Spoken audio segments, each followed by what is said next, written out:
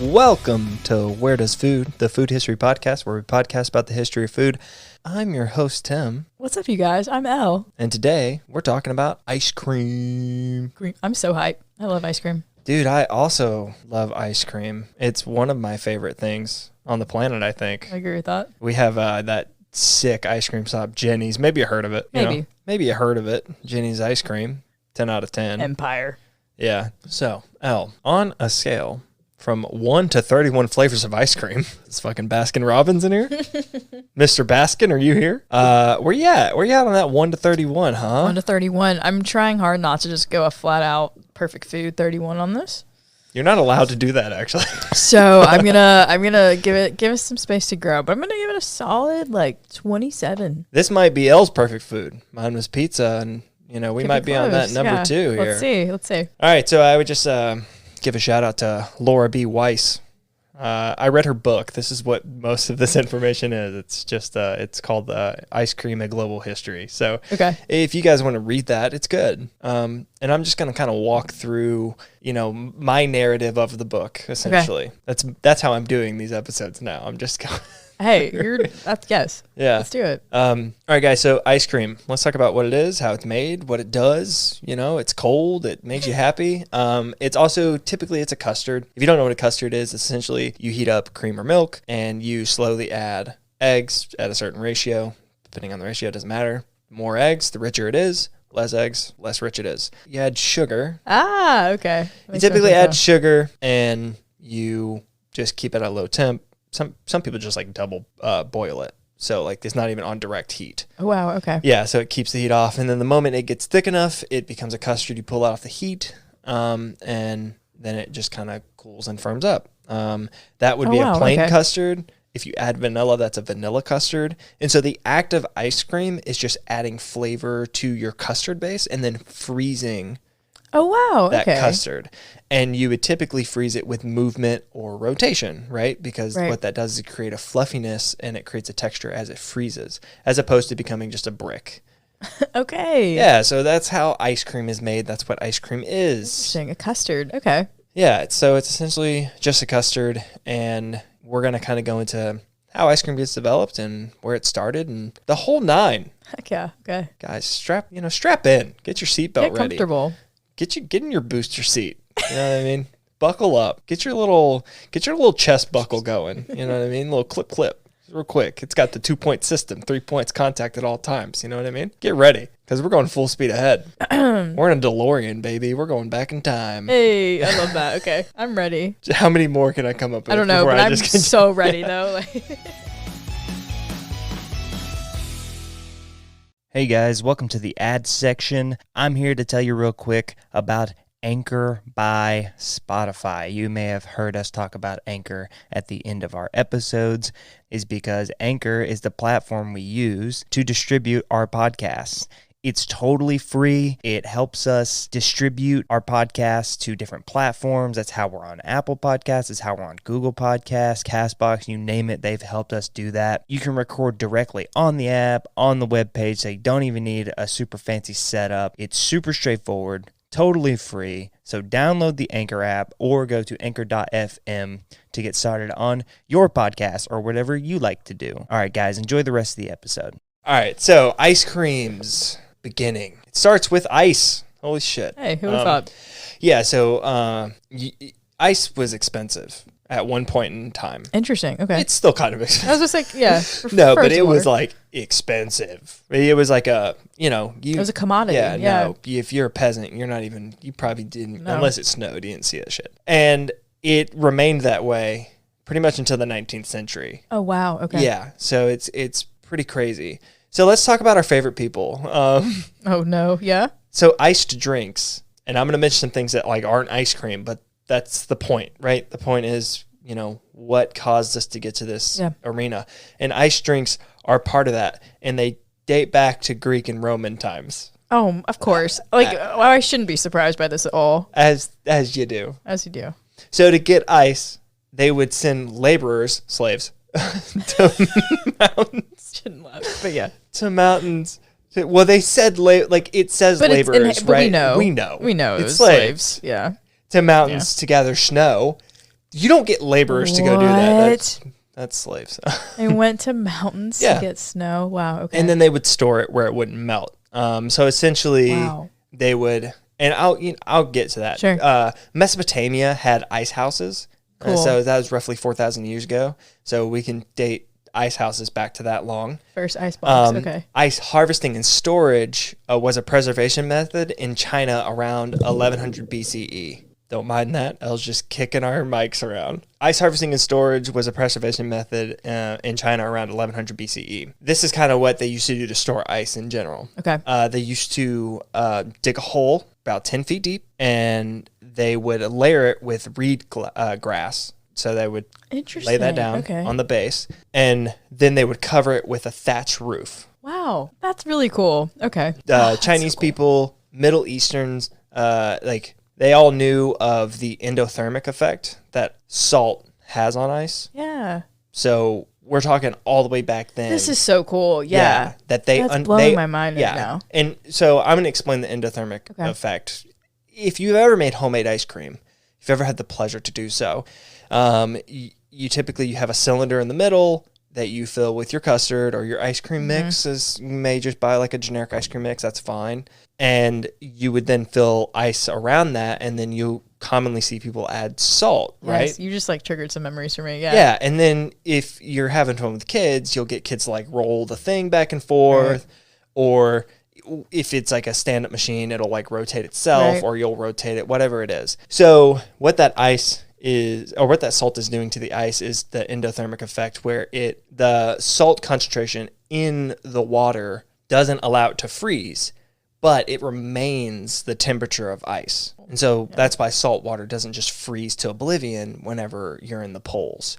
Like, that's why you have sheets of ice on top as opposed to like everything just being solid. It's because the salt content's just simply too high. Wow. Okay. But it remains freezing, and sometimes just below freezing, 28 degrees. Interesting. Okay. Lower. And that will, it won't freeze. So they knew about that effect in general. So they 4,000 years ago. Yeah. And so the Tang Dynasty, which was 618 to 907 ACE, are generally believed to consume the first sort of frozen milk thing. Wow. Okay. Yeah. So it was made with cow, goat, or buffalo milk. It was fermented, heated with flour and camphor. So I didn't know what camphor was. Yeah, I was actually no about to ask you. clue. Okay. So I looked it up, and it's apparently a waxy substance that grows in an evergreen that's local. So it's bitter and medicinal. I mean, I don't know what it tastes like, but when I read that, I think like, oh, biting into a pine needle. That's pretty much what I thought as well. You tried that flavor. They would add they would add that to that for texture and then flavoring. That's cool. Okay. But yeah, it's also kind of gross. No, but I get it. That's kind of neat. So they didn't have guar gums and things like that, and they didn't necessarily make custard at the time. So hence them using flour and different stuff like that to create that sort of thicker texture. Yeah. So freezing this item was done by putting it in metal tubes and then putting those tubes into ice pools. Okay. Which, by the way, is similar to how you make kulfi. Oh. Yeah. Oh my so goodness. they make kulfi in a very similar way. I believe it's copper pipes that they do it in. Maybe not. Don't hold me to that. Yeah, no. But they do put it in pipes and freeze it that way. Oh, that's so cool. Okay. Yeah. So there's like a story about, and I think this is kind of interesting how this sort of stuff happened. And we bring it up often in our podcast where it's rich people laying claim to something. Yes. So not necessarily another, just a popular story about the beginning of ice cream was 14-year-old Catherine de Medici brought it to the French when she married Henry, Duke of Orleans, who would end up becoming King Henry II. Wow. I put it in my notes. There's zero evidence for this. Okay, yeah. No evidence. Doesn't exist, not real. It's interesting you mentioned that name because the Medici also shows up in some of my food research as well for taking food across Europe. So, okay, we'll go with that. So it's we come across that so much, absolutely, right? Where it's just like we always end up telling each other a story about how this rich fucker created this, and then both of us just like, no way. That's not that did not happen. Since medieval times, Middle Eastern countries enjoyed iced refreshments, and they were flavored with fruits. This is where sherbet comes from. Yes. Okay. I'm so excited about this. Okay. Yeah. So it's believed that travelers from that region brought it to Europe, and that's when sherbets became really, really popular. Sure. So Europe just like they clung on to it. They were like, "Wow, this is amazing." And I guess they never had like a frozen treat like that before, so that was new to them. So specifically Italians.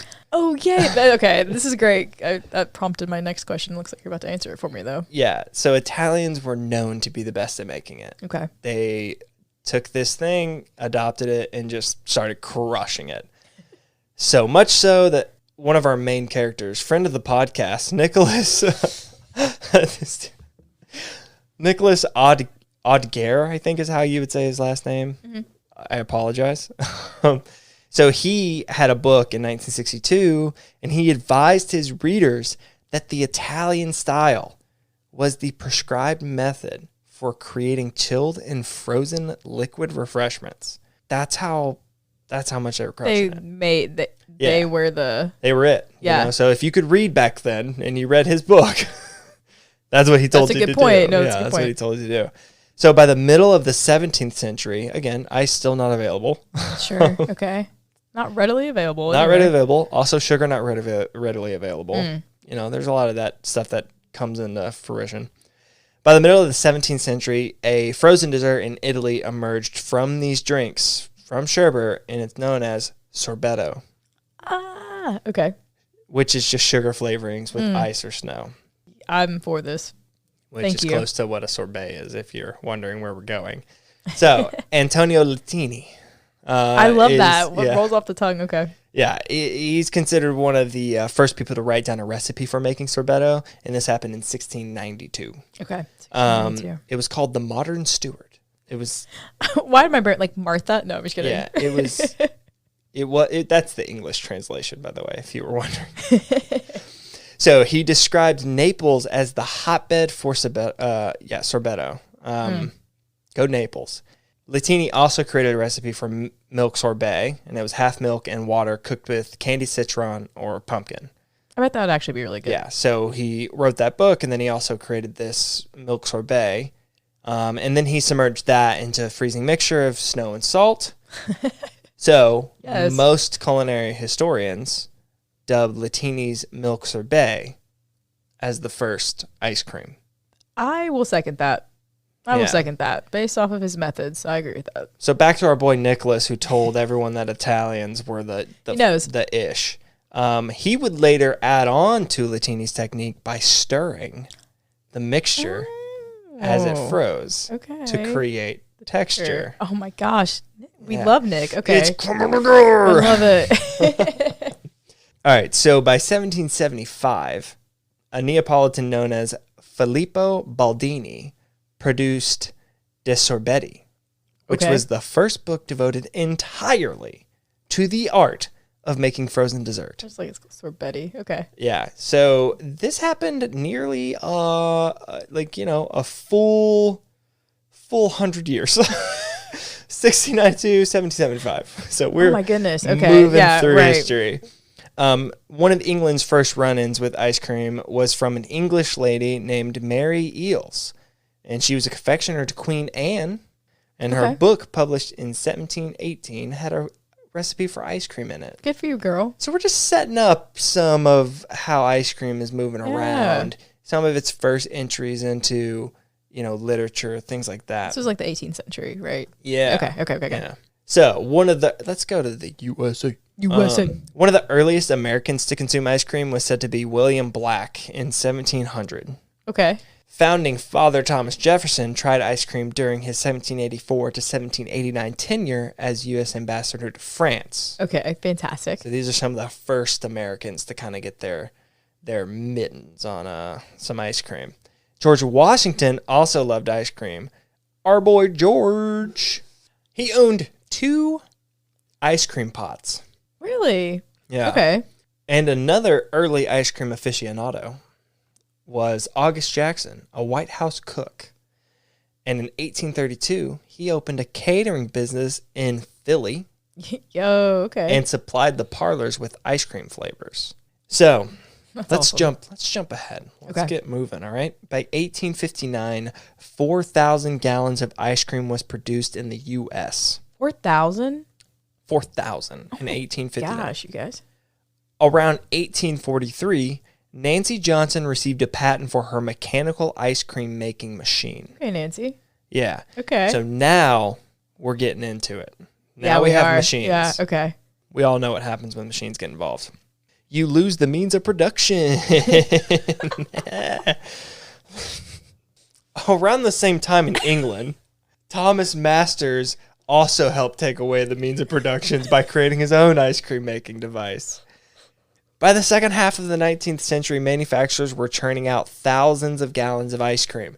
So, in 1859, the U.S. was like 4,000 gallons. By the second half of the 19th century, we're pumping out thousands of gallons. That's absurd. In general. Yeah. We love ice cream. Oh, we love it. It's an American pastime. That and apple pie. It's a worldly pastime. All the way back to the Romans. Wait a second. Where's that in America? That ain't in America. That ain't in America. All right. So in 1882, William Breyer. Hey, wait. Like Breyer? William Breyer? Like the guy, Mr. Breyer? Like. Yeah. No way. Yeah. Okay. William Breyer. So he opened up his first ice cream shop in Philly. Cool. Okay. And by 1918, the company was making more than 1 million gallons a year. My mouth just dropped. Yeah. It's wild. The production of ice cream just becomes so exponential. And I feel like I brushed past some of the early history, but just like all that time, they were just like developing these recipes. And again, like this stuff just wasn't available for people to make. Right. So like the moment it started becoming available, like in recipe books and things like that, that's when it slowly started to become more available. Sure. And we've done this enough to the point where like another way that food becomes available, and even though we rag on it, is these parties that these affluent people would have. Absolutely. Like, how do you think Thomas Jefferson had it? You know what I mean? He was an ambassador. Right. He was a man of importance, and so he was probably at an event in a venue that happened to have it, there, you know. And so these things, like, they do take time to develop, and these are not to rush past some of that early history.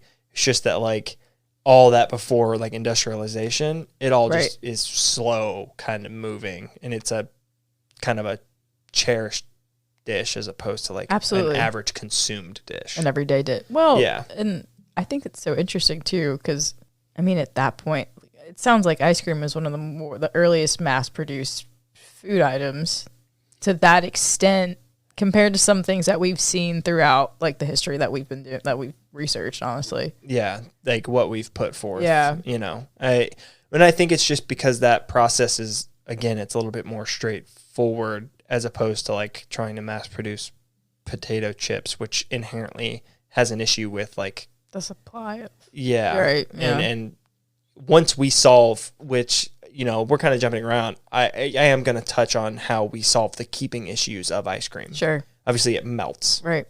So, like, we solve once we solve that problem. That was it. We're good. Yeah. We're still good. So, in 1882, William Breyer. Also around the middle of the 19th century, Italy was in the midst of an economic crisis.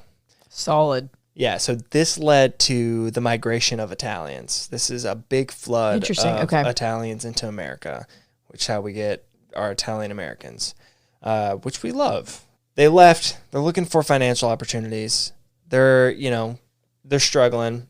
So some of these people made their way by selling ice cream as street vendors. Okay. So it became a street food. Yeah, that's cool. These street vendors became known as Hokey Pokeys. You're kidding. Not kidding. Hokey Pokeys. Yeah, so let's kind of get into, like, why they're called Hokey Pokeys. It's a bit fuzzy. Some believe it's an English interpretation of an Italian phrase, oche poco. Okay. For oh so little, which could reference the prices of their ice cream. So Hokey Pokeys, the way they used to work is they used to be these little carts, and they would hand you a thing, like a little scoop of ice cream in a spoon, you would eat it and it would cost you like 5 cents. Sure. And you would eat it and then you would hand it back to them and they would keep that container, wash it, and that's how they worked. Okay. Yeah. So there wasn't like disposable things like that. It was nothing like that. Right. It was just yeah. like we're not even there yet. Right. Yeah. So that's how that would work. Interesting. Okay. That's very cool. Yeah. Starting in the years post the Civil War and into the early 20th century, that's known as the golden age of ice cream. Okay. Didn't anticipate that. Yeah. So I didn't realize there was a golden age of ice cream, but it makes sense because this is where things were made and invented. And what we kind of know as modern ice cream is in this era. Soda fountains were huge.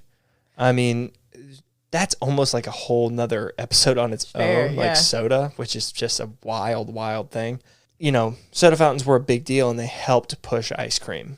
Ice cream cone, that was invented. The ice cream sundae, the float, and the ice cream bar were all invented in this time frame. Wow. Yeah. Really? Okay. Yeah. I had no clue. And by 1900, drugstore soda fountains outnumbered saloons. They outnumbered bars. That is wild. Yeah, and then by the time Prohibition kicked in, the soda fountain gained even more popularity and started to take up old bars. Wow. Yeah. That's how... There used to be a lot of transitions. Owners would just transition. They would just buy a soda machine, and they would then hire a soda jerk, and that would be it. That's absurd. Okay. By the way, a soda jerk is a guy who makes sodas. Yeah, it was a really big job. And it was like an art almost. It was imagine, Tom Cruise in Cocktail, but for floats and shit. You ever watch Cocktail, the obscure Tom Cruise movie? You brought that up. Thank you. Yeah. So all that stuff was invented. And I just want to say that, like, a lot of the history of that stuff is super kind of fuzzy. Like, there isn't a pinpoint on the ice cream bar. Okay. It's just that, like, ice cream being dipped in chocolate and wrapped in foil became a thing. And then someone was like, let's put a stick in it. And that created the ice cream bar. So it went from Klondike to ice cream bar back to Klondike. Love me some Klondike bars. Yeah, and the ice cream sundae, same thing. Okay. That was roughly in the 1890s. No, everyone, like, any northeastern state lays claim to it. Like, it's just like, they're just like, no, we created the sundae. I mean, it's just whatever, It's obscure. It's lost to history, essentially. Okay, fair enough. However, the ice cream cone, as we know and love, yes, launched in 1904 at a World's Fair in the city of St. Louis. What? Missouri. Okay. Although wafers themselves can be traced back to, you guessed it, the Greeks. Oh my gosh. And of course. The Romans. Of course it is. Because why wouldn't it be? Yeah, the recipe for a wafer or waffle can be traced all the way back to them. Oh my But the goodness. waffle cone itself was developed in 1904. Shout out to them. Greeks and Romans, man, they run the world. Yeah. to this day. To this day. Especially the Romans. They're in us all a little bit. A little bit. Yeah, we're all a bit imperialist, aren't we? A little bit. By World War II. Imperialism, speaking of. Yeah, fucking A. What a transition. Ice cream production curtailed. Oh, no. Unlike the chip union that existed in America. So hyped about that. So upset. Yeah. They halted production. Sure. Makes sense. Wartime. And it completely stopped in England. Oh, wow. Okay. But we actually did use ice cream as a morale booster. So yes, something that happened was, while foods weren't made in America for Americans, we actually still used those resources for the soldiers in the war. That's where a lot of that came from. It wasn't all to just stop production to focus on, like, metal or whatever, which I think sometimes people can get that crossed over, right? It's like, we stopped all production to make sure that we produced, like, enough weapons. But, like, in reality, if we saw something that was important to, like, the cause, whether it be for the soldiers or whatever it may be, that's what we wanted production to go to. So makes sense. We didn't halt ice cream production necessarily, but we did halt it for the average consumer. Sure, that makes sense. But it was, like I said, it was used for morale booster amongst soldiers. The U.S. Navy built an ice cream parlor. It cost more than $1 million. Oh my goodness! And it could pump out 1,500 gallons of ice cream an hour. Oh my goodness! Yeah. Holy cow! Just a little bit, just so you know. I'm going to get on my high horse. Get on the high horse, Tim. So whenever anyone ever tells you that we just can't do it, it's just not possible. You remind them that in World War II, we thought ice cream is so fucking important to soldier morale that we created a fucking parlor for $1 million that could make 1,500 gallons. That's absurd. Of the sweet stuff an hour. That's absurd. And it's like, how much ice cream were they going through at that time? Bonkers. And it's like, go back to World War II for context. Like $1 million is a lot. That's so much money, man. So, wow. Okay. Jesus. That's absurd, but like, got it. Well, we can't do it. We can't do it. We could never do it. Okay, buddy. Enjoy your ice cream. Yeah. Post-war time, restrictions were lifted. Yay. And ice cream saw a big boost in sales. Yay. By 1950, the U.S. consumed 537 million gallons of ice cream. My mouth just dropped. What? That is an insane amount of ice cream. Absurd amount of ice cream. The industry employed 80,000 people. And for a modern day statistic. I was about to say, right, yeah. For a modern day statistic, the world of ice cream today, the market, is roughly worth $43 billion. That's up with a B. Yeah. Okay. I just want to read ice cream. Yeah. Like some flavoring and some ice. That's it. It's a $43 billion industry, which, by the way, I got this statistic from a book that was published in 2009. So it's higher. It's definitely higher now. Oh, man, dude. I had no clue that it was, I mean, obviously it's a multi-billion dollar industry. I had no idea. Yeah. I would have never guessed that. Yeah. So that's ice cream, man. Do you have any questions on the history? I know we breezed over some stuff. Ice cream's for ice cream. And, some of that early history is, it's like I said, it's a little rushed, but to be honest, like I said, that's a great book. It's called Ice Cream: A Global History. There's a lot of little stuff, but it's mainly just like names talking about recipes that kind of build on other recipes. Right. So it's just like I extrapolated kind of the bigger names that were mostly involved with getting the ideas out there. Sure. How do you, what do you think that thought process was? Like, you're the first person, like, you know what? Let's dig a hole underground. Let's mow some grass. Let's put some ice. We'll cover it. And you have an ice house. Yeah. And then you just have ice there and then you're able to use it. Well, I'm sure it deals with traveling, right? Mean, and I think about eating ice or ice cream. There's such a sensation to it. A texture. And that was actually theorized, why ice cream just seems like everyone seems to love it, or it just seems like it's a phenomenon, essentially, just how much Americans consume it and just the world that consumes it. And that's a part of the theory is that it's such a sensory thing. Yeah. It's it's cooling and it has a nice effect to it, and it's almost numbing sometimes because it's so cold. Yeah.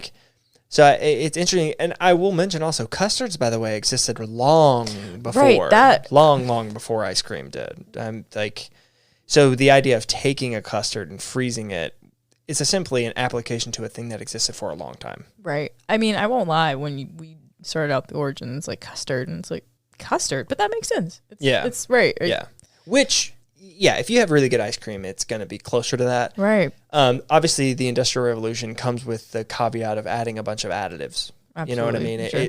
Let's add a bunch of stuff and, make it hold longer, sure. Keep its fluffy texture, things like that. I didn't mention it, but ice at one point before we created artificial ice, which was early 1900s, before we created artificial refrigeration, the ice industry was a multi-million-dollar industry. Oh, I'm sure. Yeah. And it was just to keep fresh ice, and that was used to, help freeze ice cream and transport it and things like that. So that was a whole nother thing that was involved with like the development of ice cream. Sure. It was just like, first the machines came, and then it was like, then they put us in the Matrix, and then and then we developed like the ability to refrigerate and freeze essentially without ice, or we were able to also create ice, and that was it. Yeah, I mean, after that, okay, now we have transportation down, and then after that, it was like, okay, now we can put things in this to essentially. Another thing that happened before time, right? Sugar being expensive or not available, and even earlier, like way earlier, sugar not. That's where you get some of these additives. That's where, like, if you have Breyer's ice cream, it's kind of what happened. Breyer's ice cream is the ideal of industrial ice cream. It's fluffy, but it's not fluffy because of the right reasons, which is why it's not as rich as it would be if you got like a Jenny's. Right. Okay. That's a great point. Ben & Jerry's or something like that. Something that is a little bit more traditional, that the cost kind of balances out. Sure. That makes sense. Absolutely. Yeah. I think another interesting point that thinking like in anthropology terms, I'm like, so it's just ingrained in our brains that ice cream is a morale booster. Yeah. Right? Like, yeah.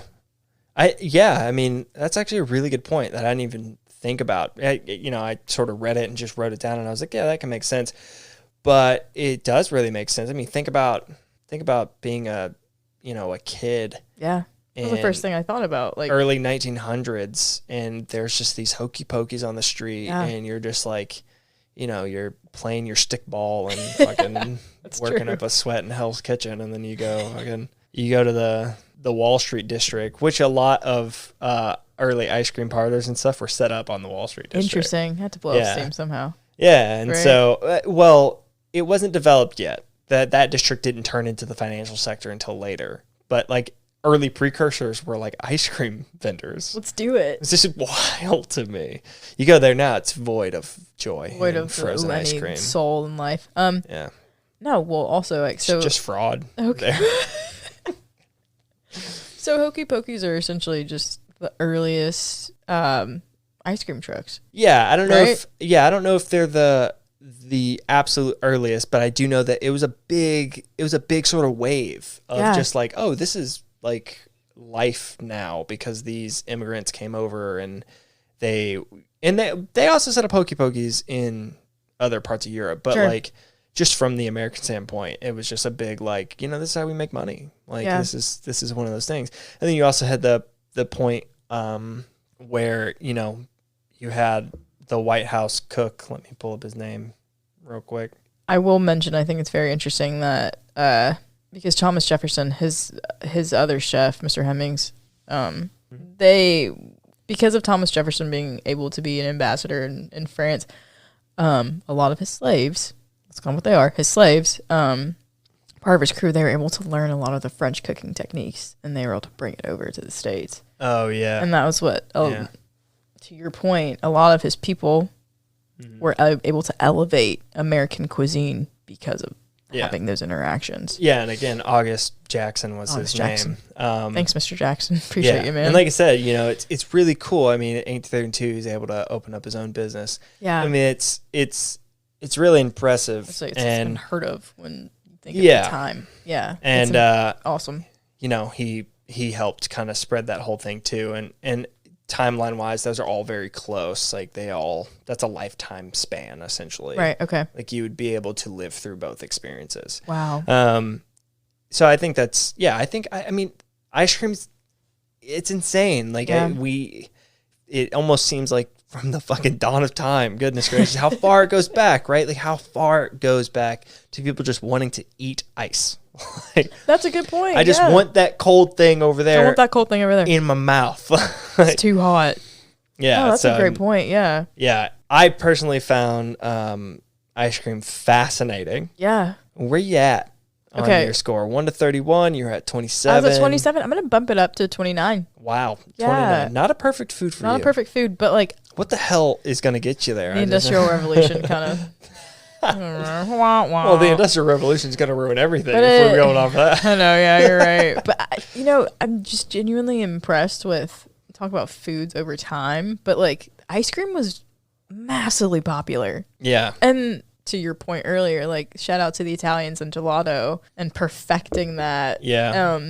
If you've never had gelato, please try it. It's very different from ice cream. Well, it's more traditional. Mm-hmm. Like I think when most people think of ice cream, you're thinking of what you get in that pint. Yeah. But honestly, if you've and this is gonna sound blasphemous to anyone who makes like traditional gelato.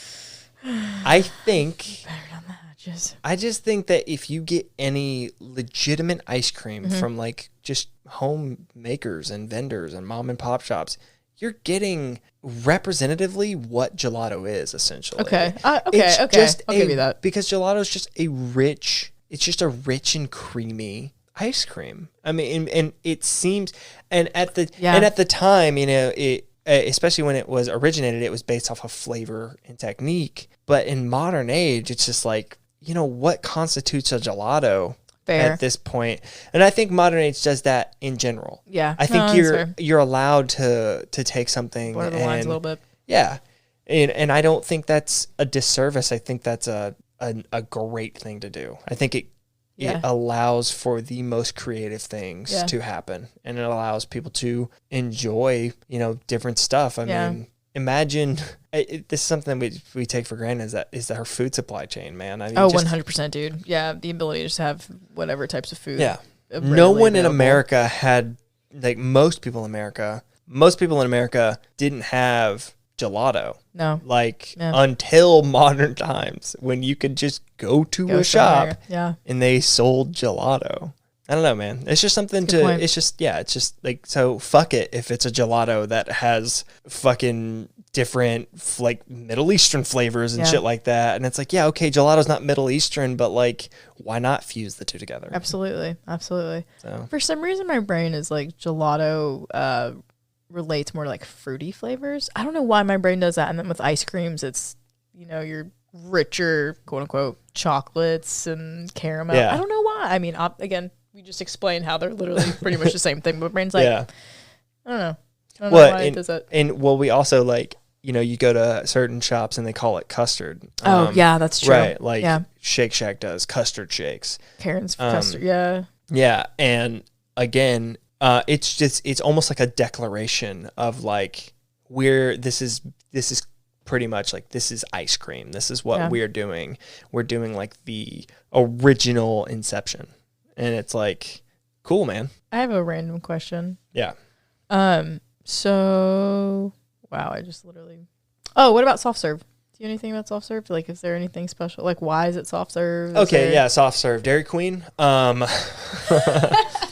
Yeah, no, Dairy Queen popularized soft serve, by the way. So that... not McDonald's, interesting. Not McDonald's. Dairy Queen did. And it comes from sort of soda shop-ish eras. It's that transition to, like, become like fast food roadside joints sort of becoming popular because the American automobile was becoming really popular, and don't we fucking regret that? No, I'm kidding. American cars are great. So soft serve is essentially taking an ice cream base, can be custard. Typically it's not, because it's cheaper to do like a milk, like a heavier milk base, things like that. Traditional sort of industrialized ice cream bases are. They're not as straightforward. That's not to say that it's bad. Sure. You know, pretty much any ice cream sandwich you've ever had is not made with like a custard. Shit's made with like, shit's made with normal ass like guar gum ice cream. No, but you take that base, and the idea is that you constantly churn it at 32 degrees, and you just keep it churning. Interesting. That's it, right? You never let it set. You never let it freeze. And so when it comes out, it's very soft and delightful and airy. That's something I don't think people realize, is when you're mixing something, you're adding air to it. No, right? That's a great point. Whipped cream, that's why it gets whipped, is because when you're whipping it, you're just throwing air in it, right? So as air gets in it, it aerates, fluffy. Okay, because I was wondering about that, because that's something of just talking to people about, you know, their dessert preferences, and so that's something that people have brought up with soft serve, the texture, which makes sense because there's literally air being whipped into it, and I'm sure keeping it at that constant degree and temperature. And the rotation is so important there. Whereas like with custard at Shake Shack, right? We put the custard mix. You put the custard mix into this machine that whips it and freezes it at the same time, and then it pushes it out, and it comes out as the custard texture. But then it goes and it sits cold, and it sits frozen, and then you get 1 extra day out of custard, so you can let it kind of thaw and then redo it one more time, and it'll still be quality. Makes sense. And then that's it. Right. The moment you do it again, it gets icy. So like it's very, and then you also kind of run into like food safety stuff. But like besides that, but like so you do get some, you get some leniency with all that. But the thing with soft serve really is that rotation. It's that constant. We don't let it sit. You don't let it sit. You serve it while it's rotating. Right. There is no like, all right, let's spin it. Now let's pop it in a freezer and it'll hold, and it'll still have a good texture. It'll be rich and creamy and nice, but like, the longer you let it freeze, that harder and the denser it gets. So wow, okay. Yeah. I had no clue about that. That's interesting. So if you ever get an ice cream that feels a little bit too firm, let it thaw a little bit and it'll be fine. It'll be chill. But also, it's just been freezing for a little bit. You know what I mean? It's just been really cold for a little long. Fair, absolutely. So it is ice cream. Yeah. So it's important to. That's why you don't see soft serve in stores. You know what I mean? Makes it's not possible. Absolutely. Yeah. You can't put that. You can't put soft serve on a fucking pint of ice cream. Man. And you get it, and it's like. Could you imagine? Yeah, that would be disappointing. Have you ever had a Halo Top? I have had Halo Top. Yeah, so Halo Top, the way they get their texture is with air. Oh. Yeah, that's how they do the whole thing. That's how they get like 280 calorie pints. It's just like 45% air. Yeah. That makes more sense No now. dig on them. I'm just saying. Yeah, absolutely. That's the move. That's what they do. Yeah. That and like sugar alcohols, But besides that, the sugar alcohol. But yeah, no, I had no clue about the air thing. That's cool. Yeah. Thank you. Yeah. Hey, if you're ever beating your eggs, beat the shit out of them. Get some air in there. Get some air in there. We're running long. Yeah, I know. We usually don't do this. Okay. Guys, that's ice cream. That's ice cream. That's ice cream. Thank you. We popped up to 29 flavors. We're not at the full 31. Not the full 31, but we're close. We're at 29 flavors. Tell us what you're at on that. Let us know. Where you at on ice cream? How many flavors you give an ice cream? 1 to 31. Don't go above it. Don't go below it. There's literally 31. That's it. Break your fucking knees. Now, guys, you can find us. We're out there on the socials. We're on Twitter at Where Does Food. I'm at Tim Wehunt. I'm at capital L Chapo with 3 underscores. That's the one. Thank you. The 3 underscores are between the L and the Chapo. Ah. Guys, you can just look at what it is in our description. It'll be there. You can click on it. Yeah. You can also go to anchor.fm/where-does-food, which is exciting. Very exciting. Yeah, so that's like home base, man. We also have, 1 to 2 bonus episodes every month. We have ad-free episodes. What? For a lowly $5 a month, man, you get both of those things. That's pretty sick. It's a pretty big deal. You should try that out, maybe. Please. Yeah, so we have that. You can also go to wheredoesfood.com. We have a website now. Pretty excited. Yeah, it's pretty cool, man. Yeah. You can go there. We have all the episodes on there. A little bit about us thing. So it's fun, Exciting.